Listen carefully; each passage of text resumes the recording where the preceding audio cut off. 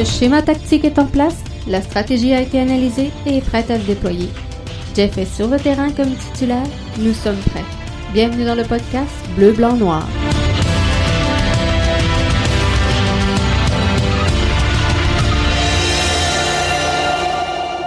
Bonsoir tout le monde et bienvenue à votre podcast Soccer Bleu, Blanc, Noir, l'édition du 3 février 2021. Jeff et Arius qui sont là avec vous encore une fois ce soir pour vous livrer tout un podcast. On a encore énormément de sujets à regarder avec vous ce soir. Johnson qui arrive avec le CF Montréal.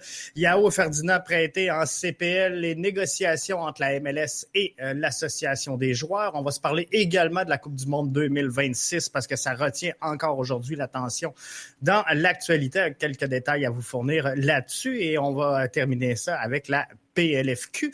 D'ailleurs, je vous ai mis un lien sur les réseaux sociaux, sur Twitter pour aller suivre les Panthers qui, Arius, aborde fièrement le blason ce soir des Panthers. Ça va bien, Arius? Ça va super bien, Jeff. Et toi, ça va? Good. Ben oui, ça va super bien, moi aussi. On va se commencer par Bjorn Johnson qui arrive avec le CF Montréal. C'est peut-être là, le neuf qu'on attendait depuis longtemps chez le club de foot Montréal. Un Américain, donc joueur TAM, 6 pieds 5, méchant beau gabarit, ça, pour mettre en avant du filet adverse. Donc, je pense que c'est une belle prise d'Olivier Renard aujourd'hui. Écoute, je crois que c'est une excellente nouvelle pour le club football de Montréal. Moi aussi, je dois changer On doit les s'habituer. On doit s'habituer. Écoute, un avant-centre, 29 ans, puis dans le langage de football, à 29 ans, on dit toujours c'est l'âge majeur qu'on atteint physiquement et puis c'est le pic. Donc, on voit que c'est un joueur qui a eu beaucoup d'expérience au niveau européen puis en Asie. Donc, écoute, moi, je suis très intéressé à savoir qu'est-ce qui va nous amener. Je ne l'ai pas beaucoup vu jouer, mais je vois qu'il a vraiment des bons statistiques. Il a quand même joué en première division en Hollande, a marqué 16 buts. Tu vois que c'est un joueur qui était intéressé par Benfica Sporting dans le passé, en 2014. Le transfert n'a pas été fait à cause que l'offre avait été rejetée à cause de la demande, mais on voit que c'est un joueur qui a un potentiel très intéressant. Qu'est-ce que l'Impact recherche? Je pense que oui, je pense que ça va être un beau complément à ce qu'on avait de besoin. On était rendu là à construire un peu en haut. On avait fait du travail beaucoup derrière, un petit peu au centre avec Mihailovic, donc en milieu de terrain. Et là, je pense que c'est une belle joue, Johnson, en haut du terrain. La seule chose qui me fait peur, c'est lorsque je regarde son CV, c'est beaucoup d'équipes en très peu de saisons. Donc, il a changé de formation presque à toutes les années. J'espère juste qu'on reverra pas un cas Arilla Novello, par exemple. Mais, tu sais, je ne sais pas si ça peut cacher un problème d'attitude, mais il a changé beaucoup d'équipes au cours des dernières saisons. C'est le seul bémol que j'aurais, parce que sinon, moi non plus, je l'ai pas énormément vu jouer. J'ai vu quelques highlights aujourd'hui, mais je pense que c'est le genre de joueur qui pourrait vraiment aider la formation du CF Montréal. Tu amènes un bon point, JF, parce que c'est vrai qu'il a fait beaucoup d'équipes dans les dernières années. Mais on sait que aussi le football professionnel ou le sport professionnel, ça demande beaucoup d'adaptation parce que, bon, il y a beaucoup d'échanges, c'est une business à rouler. Mais en même temps, vu qu'effectivement, on recherche de la stabilité dans une équipe, on recherche des joueurs qui va être là pour 2, 3, 4 ans, qui va nous amener à un certain niveau supérieur. Et peut-être aussi, c'est un joueur qui cherchait aussi vraiment une philosophie qui allait avec son caractère, son attitude, ce qu'il allait chercher. Donc, écoute, je suis sûr que Thierry Henry et M. Renard vont voir. Et puis, Espérons que M. Johnson va pouvoir bien s'installer dans l'équipe et puis à marquer des buts pour l'équipe. Là, c'est la première saison dans mon souvenir, parce que je m'en reviens, j'y repense là, depuis l'entrée en MLS. En tout cas, c'est la première saison que je me dis, là, il va y avoir un embouteillage sur le banc. J'avais présenté il n'y a pas longtemps un 11 de départ. Je pense que littéralement, l'Impact devrait jouer en 3 défenseurs centrales, peut-être 5 avec les 2 latéraux. Mais là, je regardais, bon, on a 18 joueurs qu'on peut aligner à chaque rencontre. Et là, j'ai enlevé de mon 11 Mason Toye pour faire place à Johnson. On a Torres qui est arrivé, mais pas encore confirmé. Joaquin Torres. Donc, pour une des rares fois, là, je ne sais pas qui j'enlève de mon banc, Arius, sincèrement. On a une belle profondeur, là.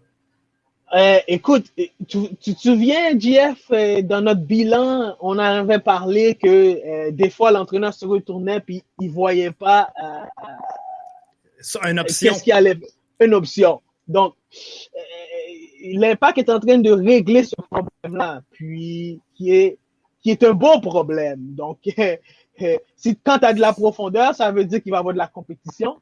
Ça veut dire qu'aux entraînements, il va avoir un niveau d'entraînement intense, élevé. Oui. Et puis, chaque joueur, il va falloir qu'il se bat pour leur position. Et puis, on va avoir si à l'interne, il y a une belle compétition saine et puis qui pousse l'équipe à un autre niveau, on va voir le résultat sur le terrain par la suite. C'est sûr, c'est définitif. Patrick nous disait que Jensen est un international, donc norvégien, mais oui. il est arrivé ici donc en tant qu'Américain, dans le fond. Fait qu'il y a pas de... il prend pas une place internationale, c'est un joueur TAM.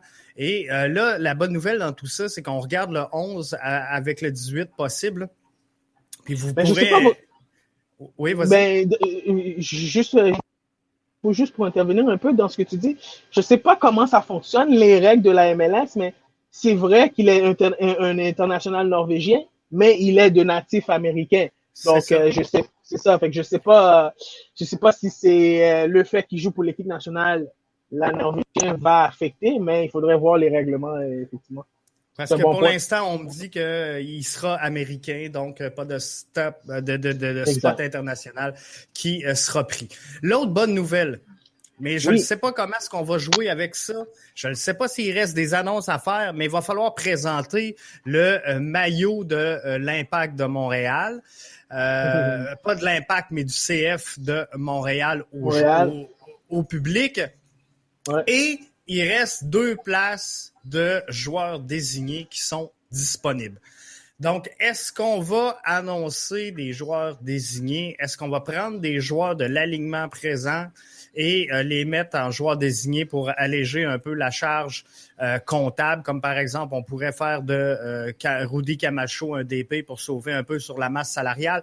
Bref, il y a plein de possibilités, mais reste que je pense pas que le club de foot Montréal va présenter des maillots vides. Moi, je pense qu'il va y avoir du monde à mettre dedans lorsqu'on va faire cette présentation-là.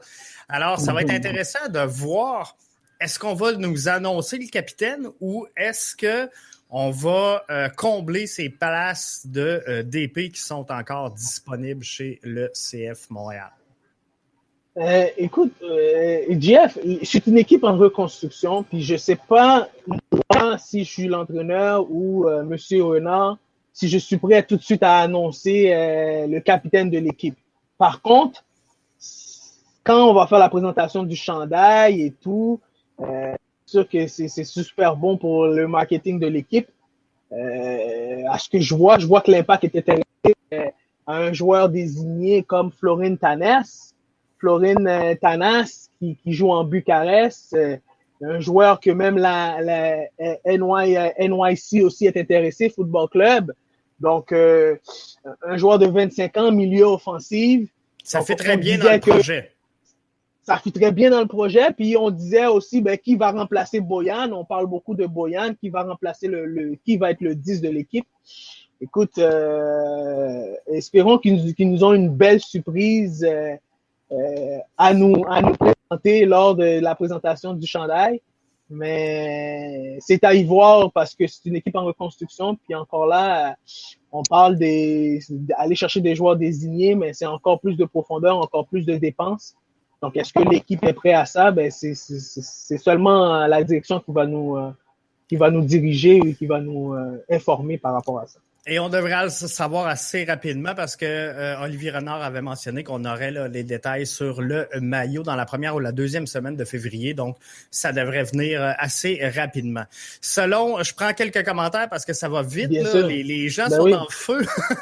En feu ce soir. Pascal qui nous dit « Tous les joueurs sont à toute fin pratique remplaçables tels que... chacun de ces joueurs a sa doublure, à part présentement peut-être Romel Kyoto. Donc, effectivement, je pense que ça va instaurer, t'en parlais tantôt, une saine compétition au sein de cette formation-là qui va faire en sorte qu'on va relever d'un cran la capacité de cette formation-là. Johnson n'utilisera pas de place internationale, donc parce qu'il a la double nationalité. Alors, c'est réglé. Mathieu nous dit... Camacho ou Struna seront joueurs désignés pendant un an, selon moi. C'est quelque chose de possible. Ça se peut que l'Impact ne rajoute plus d'effectifs. Puis on ne se le cachera pas avec la pandémie, avec le fait qu'on ne sait pas s'il va y avoir une saison au moment où on se parle. Ça devient difficile d'aller recruter des joueurs internationaux. Le mercato vient de terminer. Bref, ça se peut qu'on prenne des joueurs de l'alignement pour combler ces places de DP ou ça se peut qu'on les laisse vides tout simplement. Si Tanès vient, on jouera probablement en 4-3-3 ou en 4-2-3-1. Ça va être le fun en tout cas de voir évoluer cette formation-là. Si Tanès venait qu'à se joindre à cette formation-là. Je pense que ça va être vraiment bien. Pat nous dit Mihailovic peut jouer comme aile droit. Donc, encore là, dans les dernières acquisitions que le CF Montréal a fait, on voit beaucoup quand même de polyvalence, des joueurs qui peuvent jouer à 1-2 postes. Donc ça aussi, c'est des cartes cachées importantes pour Thierry Henry parce que la saison ne sera pas facile. Là. Il y a la saison qui va être écourtée, peut-être à l'étranger. Il y a la pause internationale. Il y a les blessures. Fait que, il en faut des joueurs. Il en faut des joueurs. Non seulement qu'il en faut des joueurs, il faut un équilibre aussi. Il faut un équilibre à tous les postes. Donc, les blessures viennent vite. Et surtout si on sait très bien que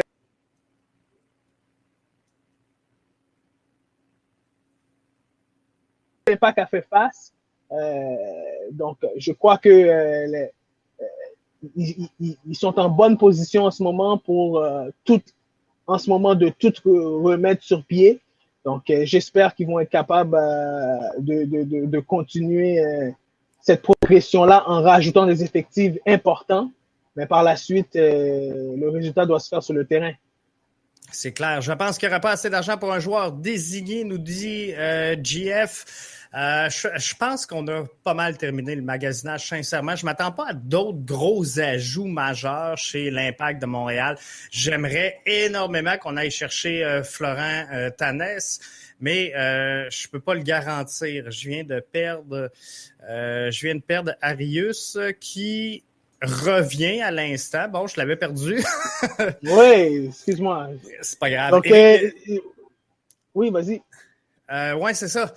Jeff qui nous disait, je pense qu'il n'y aura pas assez d'argent pour un joueur désigné. Ça se peut.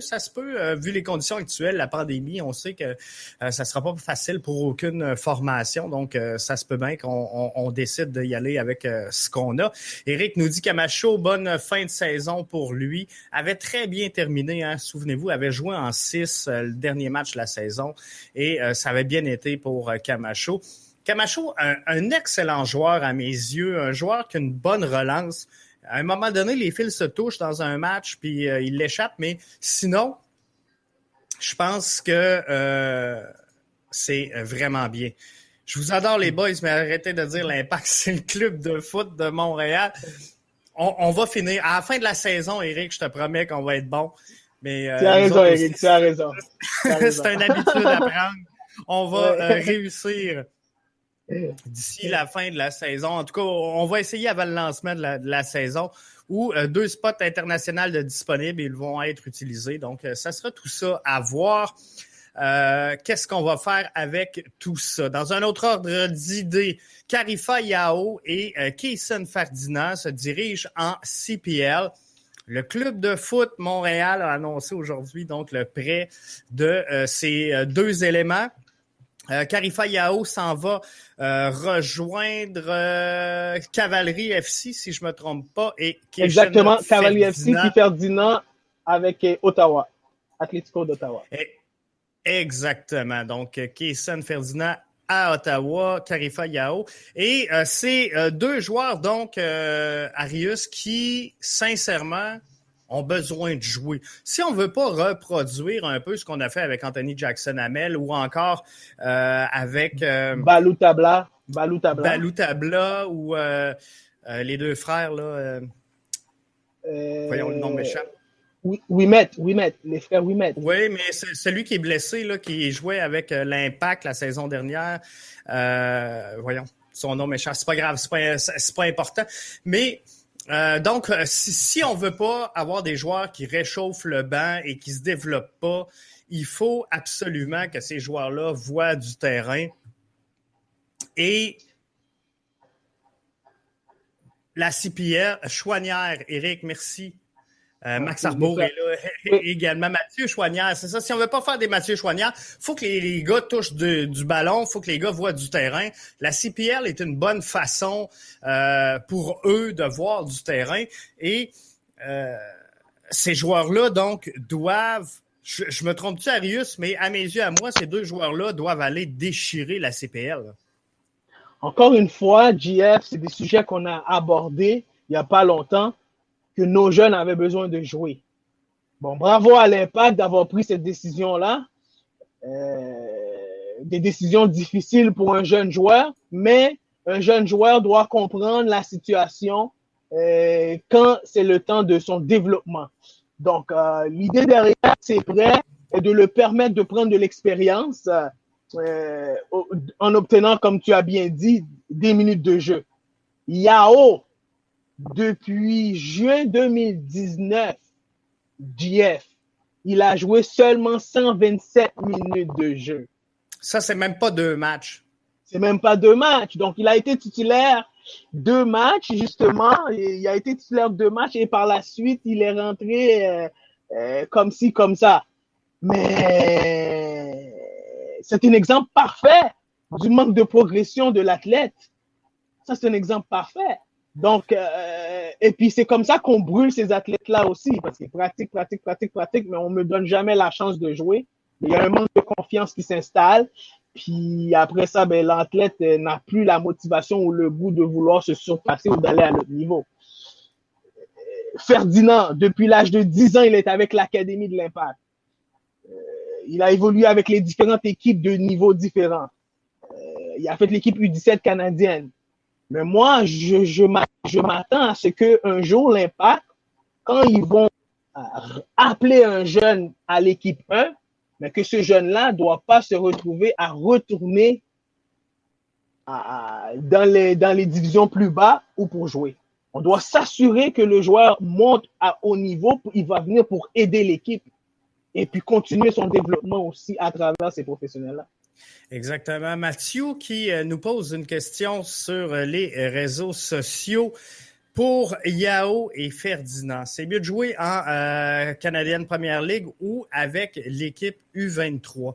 Aujourd'hui, sincèrement, Mathieu, quand j'ai vu l'annonce que Yao et Ferdinand étaient prêtés par le club de foot Montréal, du côté de la CPL, ça a été mon premier réflexe. Je me suis retourné de bord, j'ai envoyé un message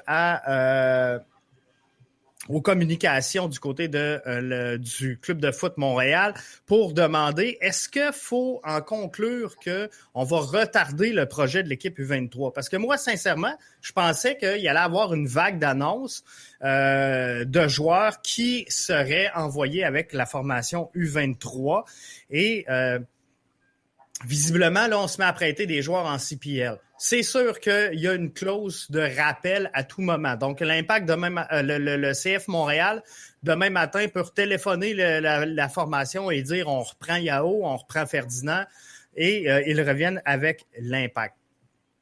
Pour l'instant, ce que j'ai eu comme réponse du côté du Club de foot Montréal, c'est j'imagine que la pandémie, les restrictions de voyage ont compliqué certaines choses. Donc, à ce moment-ci, on ne peut pas s'avancer sur ce qui se passe concrètement avec la formation U23 qui devait prendre forme avec le CF Montréal. Donc, je ne dis pas que le projet est sur la glace. Moi, ce que je dis, c'est que des joueurs qu'on prête auraient dû être, selon moi, avec l'équipe U23, mais peut-être qu'avec la pandémie et tout ça, on va retarder un peu la mise en place de cette formation-là. Moi, je crois que JF, la logique, elle est simple. Si l'équipe U23 serait déjà en fonction cette année, je ne pense pas que ces prêts-là auraient été faits. Puis en même temps aussi, c'est quoi l'objectif derrière ces prêts-là? Ben, on l'a dit, c'est clair, c'était leur donner des temps de minutes de jeu. Donc, est-ce que l'équipe U23 va... Il faut ça. Est-ce que l'équipe U23 va leur donner ce temps de jeu-là? Pour l'instant, je pense que le projet le dit clairement que c'est non. Puis ces jeunes-là ont besoin de jouer. Le potentiel d'être éventuellement des futurs joueurs de l'équipe 11. Donc, il faut leur donner du temps de jeu pour qu'ils se développent. Donc la décision, elle est bonne. Même s'il y aurait une formation U23, on est peut-être mieux de les envoyer en CanPL pour s'assurer que ces gars-là obtiennent des minutes. Mais c'est là qu'on va pouvoir faire, Arius, l'évaluation de ces joueurs-là. Ces deux joueurs-là s'en vont en CPL avec Atlético et avec Cavalry, mais ils doivent pas réchauffer le banc. Là. Faut que ces gars-là soient titulaires, sinon... Sans dire que ce sera un constat d'échec, il faudra réorienter un peu le développement de ces joueurs-là là, s'ils ne réussissent pas à avoir match après match une place de titulaire. Exactement. Puis moi, je pense que ces joueurs-là doivent aller là. Puis en disant que nous, ben, on arrive de la MLS, une niveau supérieur. On a vu les gens de pratique. On a pratiqué avec des joueurs internationaux. Des joueurs qui ont beaucoup d'apparence au niveau international. Donc, maintenant, on s'en va dans un niveau où est-ce qu'on doit dominer pour que quand l'équipe première va nous rappeler, mais qu'on ne soit pas sur le banc, qu'on soit titulaire sur le jeu. Donc, c'est la responsabilité première de l'athlète, avant tout, qu'on leur donne la possibilité de jouer et puis de gagner du temps de jeu puis de gagner de l'expérience. L'objectif premier, c'est de revenir ensuite, par la suite, pour aider l'équipe première.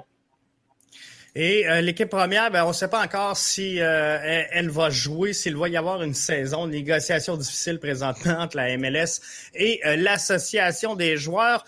Chose sûre, c'est qu'on saura demain soir à minuit ou plus tard qu'est-ce il advient, parce que le dernier deadline, c'est jeudi soir à minuit. Donc, on saura exactement ce qui va se passer dans ce cas-là. Mais l'association des joueurs aujourd'hui, je pense qu'ils ont passé une commande à toutes les associations de joueurs à travers la planète de soutenir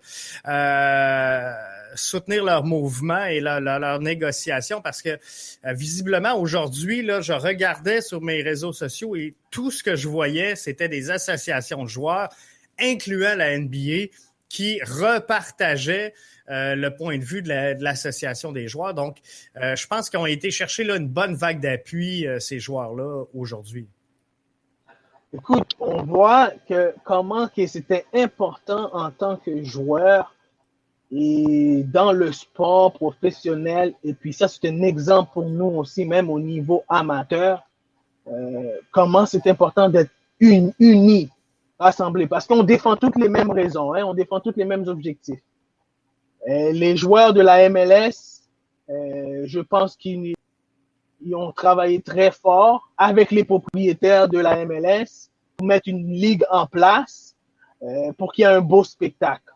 Mais en retour, les joueurs s'attendent qu'il y ait une certaine considération. Oui, qu'il y ait une considération. Donc, cette considération-là, elle est claire. Dans les dernières années, ben, c'est le joueur qui vend le service. Veut pas, c'est les joueurs qui sont sur le terrain. Donc, par la suite, on voit une organisation, une association où est-ce que c'est une organisation qui a eu une perte de 1 billion de dollars. Donc, elle est concernée aussi également à l'avenir de la Ligue. Donc, la MLS est en discussion avec l'association des joueurs pour une nouvelle convention collective, mais en même temps, les joueurs aussi veulent en retour une assurance de leur salaire et de l'avenir aussi de leur convention. Parce que là, présentement, ce qu'on veut du côté de la MLS, c'est d'étirer cette convention collective. Alors, on va dire, regarde, on coupera pas dans vos salaires, mais par contre, on va s'entendre 2 ans de plus avec le même maximum. Et là, les joueurs, le calcul qu'ils font, c'est là, on va être dans la fenêtre 2026, la Coupe du monde unie avec Canada, États-Unis, Mexique. Tous les yeux de la planète vont être rivés sur le continent nord-américain en matière de soccer. Donc, nous autres, ça nous intéresse pas tant d'étirer, là. Oui, on est prêt à prendre des risques et partager des risques avec vous. Puis je pense qu'on l'a vu la saison dernière, tu l'as bien dit, les joueurs ont fait énormément de concessions en allant jouer dans des bulles, en s'isolant de leur famille, parce que ces gars-là, on a beau dire c'est des professionnels puis ils gagnent des bons salaires, mais c'est des joueurs. Des êtres humains. C'est ça, exactement. C'est des êtres humains, c'est des papas, c'est des mamans, c'est des frères, des sœurs, des fils, Voilà. Bref. Il y a une vie de famille reliée à tout ça. Donc, est-ce qu'ils ont fait des concessions la saison dernière? Clairement, oui. Il faut un retour là, juste du balancier. C'est là-dessus qu'on s'entend pas présentement. Mais les joueurs, clairement, ce qu'ils disent, c'est là, on sait qu'il y a le renouvellement de l'entente des droits télé qui s'en vient. On sait qu'il y a la Coupe du monde qui s'en vient. Puis, on mérite, et je pense à juste titre, notre part du gâteau. Exactement. Puis, mais en même temps aussi, il y a aussi les propriétaires qui disent, nous, on a investi beaucoup, on a décidé de prendre le risque de perdre de l'argent, puis on va prendre un autre risque encore cette année avec le fait que plusieurs gouvernements empêchent les partisans dans les estrades. Donc, c'est une autre grosse perte pour eux. Donc, l'entente. Mais une chose qui est sûre, tu l'as bien mentionné dans ton dernier podcast, les deux associations veulent se retrouver sur le terrain. Ça, c'est clair. Ça, c'est clair. Donc, à partir de là, je pense que le juste milieu, ça va dépendre de la façon qu'ils vont négocier pour le 2 ans. Mais, juste pour rectifier, mais ça les amène jusqu'à 2027 s'ils acceptent le 2 ans. Donc, c'est quand même beaucoup de sacrifices pour les joueurs. Puis, mais une chose qui est sûre aussi, les propriétaires assurent et certains que s'il y a un lockout, les joueurs vont quand même recevoir leur salaire à 100%. Donc, il y a quand même des avantages, mais aussi, c'est plus à l'interne les désavantages ou les avantages que eux ils savent que nous, on ne sait pas, qui fait en sorte qu'il y a un peu de manque d'entente. Mais je pense qu'ils vont finir par s'entendre parce qu'on a tous besoin de voir les joueurs sur le terrain. Ouais. Les propriétaires aussi également parce qu'ils ont fait beaucoup de sacrifices dans les dernières années et puis il y a eu beaucoup de pertes. Mais en même temps aussi, les joueurs aussi ont fait beaucoup de sacrifices, donc on veut les voir sur le terrain. C'est ça, exactement. Et je pense que il est encore pas tôt, mais on s'en vient sur le dernier droit, le dernier deadline, mais je pense qu'il est encore temps que les deux parties réussissent à trouver un terrain d'entente. Et à ce moment-ci, là, à 8h28, le 3 février, moi, je suis encore confiant qu'on va réussir à avoir une entente avant minuit demain soir. Donc, je suis bien content, bien conscient des enjeux, mais je pense qu'on va réussir à s'entendre. La seule chose que je trouve dommage, c'est que je pense que malgré tout, ça sera pas une décision qui va se baser uniquement sur le foot. Il va avoir, ça va se baser sur le calcul comptable de la business. Est-ce qu'on perd plus d'argent à jouer ou pas? Et c'est ça que je trouve dommage parce que là, le fan va payer le prix, les équipes vont en payer le prix, les joueurs vont en payer le prix, mais ça sera peut-être malheureusement une opération mathématique, financière qui va décider l'issue, si oui ou non on aura une saison. Exactement, Jeff. C'est cet effet-là qu'on veut pas qu'il y ait, que la MLS ne veut pas, puis je pense que les joueurs non plus ne veulent pas, parce qu'à long terme, ça peut affecter le football professionnel et aux États-Unis États-Unis et au Canada. Donc, il ne faudra pas que la MLS, après un certain nombre d'années, tombe en grève déjà, là, dès cette année. Il ne faudra pas. Non, c'est ça. En effet. Une autre chose qui pourrait nuire au rayonnement, c'est si Montréal passe à côté de la Coupe du Monde 2026. On sait que ça regarde pas bien présentement. Le gouvernement du Québec a décidé de retirer l'octroi d'une subvention de l'ordre de 100 millions qui avait été auparavant dédié à la tenue de la Coupe du Monde 2026. On apprend aujourd'hui que finalement, c'est pas si pire que ça. Donc, tout le monde disait, ouais, mais il faut mettre Montréal sur pause. Fait que là, la Ville de Montréal, aujourd'hui, a sorti puis a dit, non, attendez, il n'est pas question de mettre Montréal sur pause. Oui, on va décaler quelques événements dans le temps, mais il n'est pas question que pour la tenue de la Coupe du Monde, on annule plein d'événements. C'est pas ce que la FIFA a demandé. Fait qu'on veut être transparent là-dedans. Mais oui, pendant les matchs, la Coupe du Monde, pendant les 3 matchs, il ne faut pas qu'il y ait rien à Montréal. Puis, il demande quelques jours avant, quelques jours après pour la préparation et la désinstallation, si on veut, de l'événement. Ce qui est tout à fait normal, ce qui est tout à fait logique. Donc, ce qu'on dit, c'est que ça se peut qu'on entre en conflit avec d'autres événements. On va soit les avancer ou les reculer dans le temps, mais on ne mettra pas Montréal sur pause. Et du même coup, on a annoncé que Montréal cherche donc à combler le 100 millions qui manque, qui devait provenir du gouvernement québécois.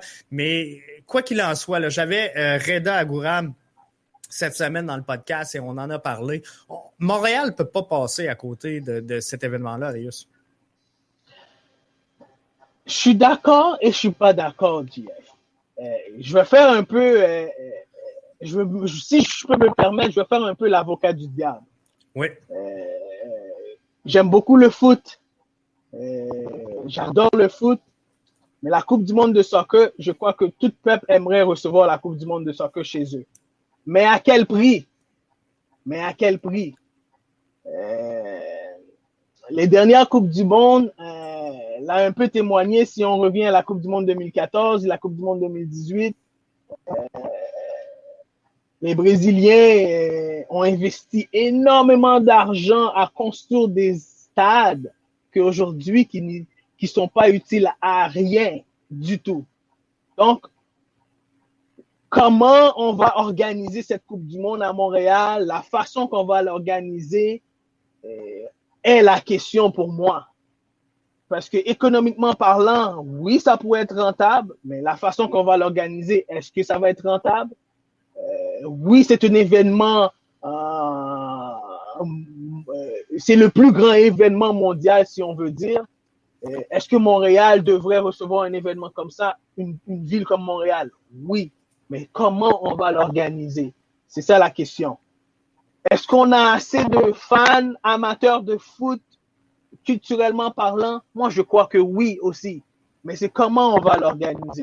Parce que c'est vraiment quelque chose qui va coûter énormément. Aujourd'hui, on paie encore pour, si je me trompe pas, on paie encore pour le stade olympique, pour les Jeux olympiques de 76. Donc, c'est des événements énormes qui sont super pour le tourisme, qui sont super pour, disons, les business locales. Mais en même temps, il y a aussi des conséquences derrière ça. Donc, il faut vraiment une bonne organisation. Il faut vraiment une organisation solide, qui connaît très bien la ville de Montréal, qui connaît très bien le marché de Montréal pour pouvoir dire, OK, on y va, on va investir ce somme d'argent-là parce que c'est beaucoup d'argent, JF. C'est beaucoup d'argent. Et puis, moi, j'aimerais ça voir la Coupe du monde et à Montréal et à Toronto. On a eu la possibilité de voir la Coupe du monde U20 des filles. On a eu la possibilité de voir la Coupe du monde U20 garçons. Donc, on a vu les retombées un peu étaient pas très, très positifs. Donc, on espère que la Coupe du monde des hommes, la Coupe du monde des hommes va nous permettre de voir quelque chose autrement ce qu'on pense. C'est sûr. Ça fait que ça va être intéressant de suivre ce dossier-là. La Ville de Montréal se donne 1 mois pour boucler donc ce dossier-là, sans quoi elle devra tourner la page. Alors, il reste un gros mois à faire, un gros mois à trouver là les fonds et justement de quelle façon on va entrer ça pour que le projet soit viable. Puis je pense que, Arius, tu l'as bien dit, c'est un projet qu'on peut pas mener à moitié. Il faut des gens qui connaissent ça, qui savent ce qu'ils font. Alors moi, je pense, j'ai rien... Je veux que Montréal soit là, je veux que Montréal soit présent, mais je pense que c'est tout ou pas tout. On peut pas faire un événement à moitié. Donc, si on y va, faut y aller à fond la caisse et s'assurer que cet événement-là soit un grand succès. Mais Reda et toi, vous l'avez bien mentionné aussi, il faut que la communauté du football montréalaise, la communauté du football québécois soit derrière le mouvement aussi. Parce que il faut une éducation à ce niveau-là pour que les gens, les politiciens ou le gouvernement elle-même, qui a plus une culture hockey et qu'une culture soccer, soient en mesure de dire, OK, c'est clair dans notre tête, on sait à quel point, comment c'est important d'avoir la Coupe du monde de soccer pour un peuple, parce qu'on voit on a vu les effets. J'ai vu des articles, on voit les biens aussi, l'effet de la Coupe du monde quand la France a gagné. On a vu les bienfaits pour la France, côté émotionnel. Donc, il y a un bien aussi côté social, côté pour la société aussi dans tout ça. Donc, tout le monde, c'est comme une grande rassemblement de toutes les cultures. Donc, c'est amusant, c'est le fun, c'est festif. Donc, c'est sûr qu'il y a des choses superbes à obtenir en obtenant un événement de la sorte. Mais, encore une fois, comment on va l'organiser et avec qui on va l'organiser? C'est en plein ça. Faut donc avoir la bonne équipe, mais le momentum est là, donc faut maintenir tout ça. Une ligue aussi que le momentum, c'est la PLFQ. Je vois que tu abordes fièrement ce soir ton gilet des Panthers Football Academy. Donc, pour ceux et celles qui ne le savent pas encore, Arius donc dirige et on peut-tu dire le propriétaire de Panthers Football Academy? Oui, exactement. C'est comme ça qu'on le nomme. Et il y aura une équipe donc en PLFQ masculine et féminine. Exact. Écoute, ça fait déjà 1 an qu'on a une équipe de la PLFQ dans la capitale nationale, dans la division capitale nationale. En bref, la PLFQ... 30 secondes, Arius, on le voit là présentement donc à l'écran. PLFQ, donc c'est la première ligue de football québécoise. C'est le plus gros. De futsal. De futsal, oui, excuse. C'est le plus haut niveau là, qu'on peut jouer. Exactement. Donc, c'est la Ligue provinciale de futsal organisée et gérée par la Fédération Soccer du Québec. Donc, elle réunit les équipes seniors du plus haut calibre dans la province, autant du côté féminin que du côté masculin. Et puis, il existe actuellement 2 conférences, la conférence Grand Montréal puis la conférence Capitale Nationale. Et l'année dernière, il y a eu une 3e conférence qui a été rajoutée, qui était la conférence Outaouais. Donc, on voit que elle est en train de prendre beaucoup d'expansion, cette ligue-là. Parce que, encore une fois, on a parlé souvent de donner la possibilité aux jeunes de jouer, de continuer leur développement. Mais on a vu un Mohamed Farsi qui arrive de cette ligue-là, qui joue dans la PLFQ, puis qui a gagné joueur de l'année en U21. Donc, c'est une ligue qui permet aussi les avantages que ça donne aux joueurs du Québec de se faire voir pour l'équipe nationale de futsal. Puis on a la possibilité d'avoir l'entraîneur Kit Seladopoulos qui demeure au Québec, donc qui peut aller dans cette ligue-là voir les joueurs qui jouent. Donc c'est beaucoup de visibilité pour les joueurs du Québec et aussi pour leur permettre d'atteindre un autre niveau. Encore une fois, on a vu le Sporting Club en 2017 qui a pu jouer en Honduras la Coupe CONCACAF. Donc, le Sporting Club, c'est celui de Montréal et non celui de Québec. Okay. C'est celui de Montréal qui a eu la chance d'atteindre un niveau de compétition très élevé. Donc, tout est possible pour les jeunes joueurs. Donc, aujourd'hui, Panthers Football Academy, on pourrait avoir la possibilité d'aller représenter le Québec dans toute l'Amérique centrale et l'Amérique du Nord. Donc, c'est vraiment une belle opportunité pour les jeunes du Québec. Et puis, à partir de l'âge de 17 ans et plus, vous avez accès à cette ligue-là. Et puis, c'est une ligue qui joue pendant l'hiver en gymnase. Donc, la ligue dans le Grand National se joue à Québec et celui du Grand Montréal se joue à Montréal. Donc, ça joue où, Arius, à Québec? À Québec, ça joue à l'Académie Saint-Louis, dans le grand nouveau complexe de l'Académie Saint-Louis. Donc, vraiment super pour les jeunes joueurs qui arrivent du secondaire, qui finissent le secondaire, qui arrivent du collège, et qui vont étudier à Québec, qui vont étudier à Montréal. Ben, ça leur permet de continuer leur développement et tout en jouant dans une bonne ligue. Et puis, et de continuer. Et moi, ce qui je trouve très intéressant dans tout ça, c'est que les écoles secondaires, les écoles primaires devraient commencer à un peu plus à suivre cette ligue-là et à voir le développement du futsal parce que c'est les vrais règlements du futsal. Et puis, un peu avoir, disons, l'emblème, le modèle pour continuer à développer le futsal en RSEQ. Après le parcours au secondaire, Denzel nous dit la transition vers la PLFQ se fait très, très bien en Outaouais. Donc ça, c'est une bonne nouvelle. Et c'est le fun de voir que ces transitions-là se font. Je pense que le futsal, pour le développement technique, pour la qualité d'exécution des joueurs, c'est un développement qui est hyper important pour améliorer la prise de décision rapide des joueurs. Souvent, on dit, vous allez voir, plus en soccer à 11, plus vous augmentez le niveau, plus la pression vient vite. Et parfois, on sent des joueurs déboussolés parce que là, ils ont le ballon, la pression vient vite. La prise de décision, cette fraction de seconde-là que les joueurs ont, que les athlètes ont avant de prendre la décision, souvent, c'est ce qui vont faire qu'ils vont passer à un autre niveau ou pas. Donc, je pense que dans ce sens-là, le futsal aide énormément au développement à ce niveau-là, dans la prise de décision rapide et la prise d'informations également sur le terrain. Exactement. C'est un sport d'équipe axé sur la collaboration et l'opposition rapide. Et puis en plus, les joueurs doivent s'adapter à un environnement dynamique et disposent d'un temps et d'un espace très limité, comme tu l'as bien mentionné, et puis prendre des décisions et mener des actions rapides.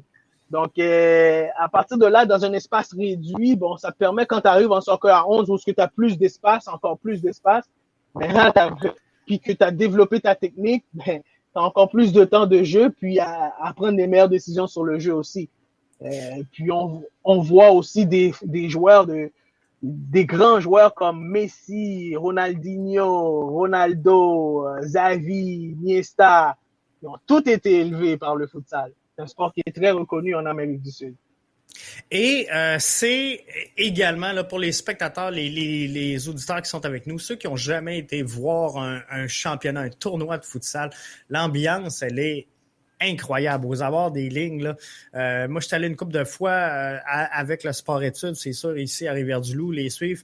Puis, quand ça se met à crier puis à chanter dans un gymnase fermé, on le dit, c'est des petits airs restreints. Ça met énormément d'ambiance. Ah oui, vraiment une belle ambiance.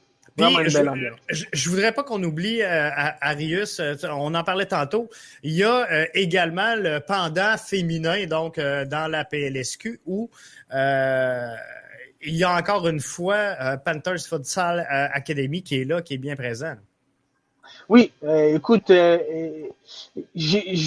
veux donner l'opportunité à que ce soit les filles ou les garçons, de continuer leur développement et leur croissance à partir d'un sport qu'ils aiment.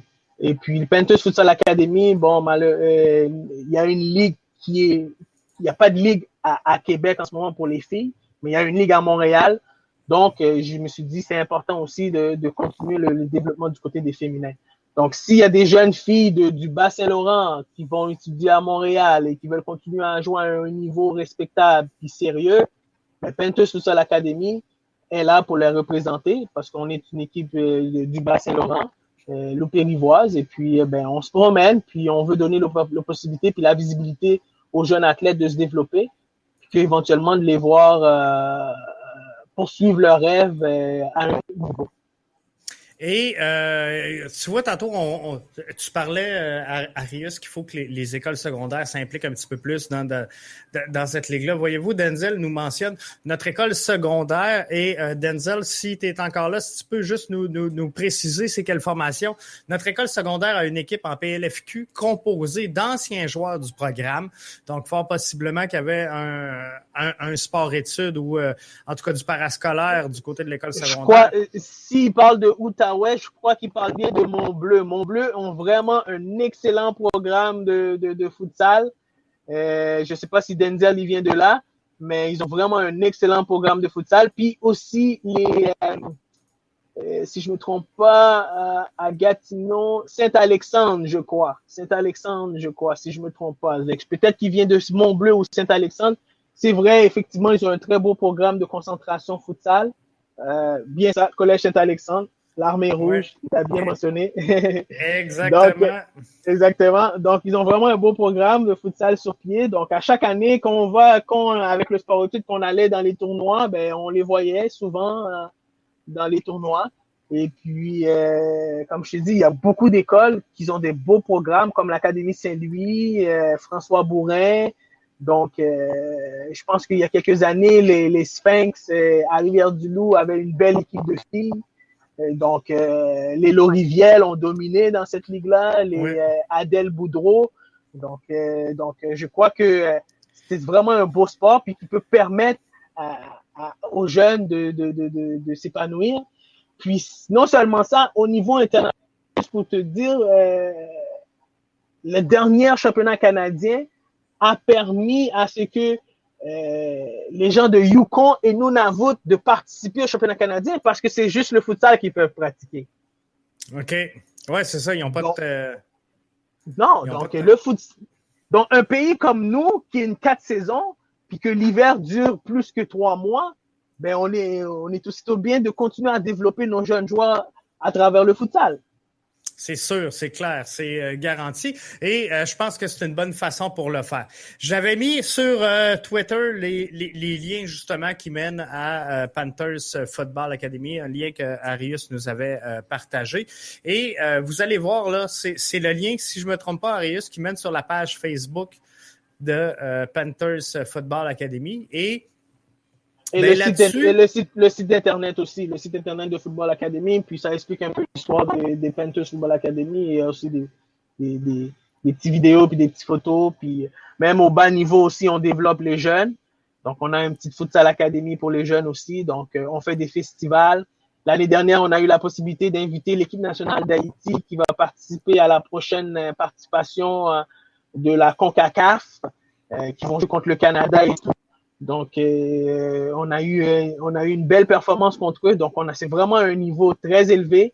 Et puis, on a plusieurs joueurs qui fait du Bas-Saint-Laurent qui fait partie de l'équipe. Et cette année, j'ai recruté également ton fils qui va faire partie de l'équipe, Cédric Morancy, donc qui est très intéressé à faire partie de l'équipe. Donc, je trouve ça très formidable que les jeunes qui finissent leur année secondaire, qui finissent le sport-études, qui ont un très bon niveau, de vouloir venir faire partie des Panthers Football Academy. Oui, je pense que ça va être une super belle saison pour Panthers Football Academy.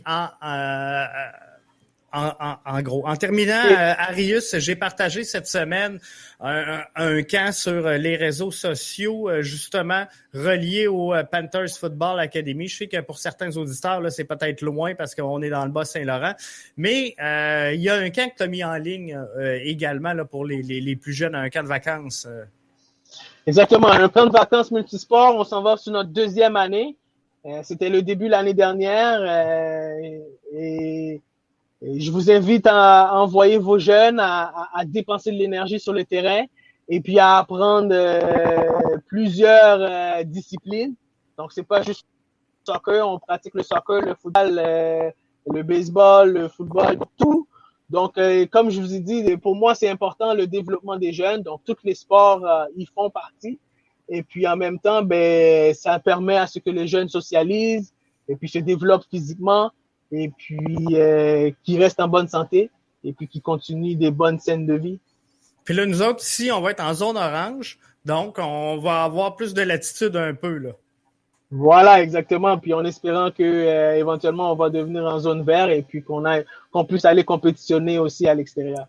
Ça va faire du bien, je pense, à tous, à tous les jeunes.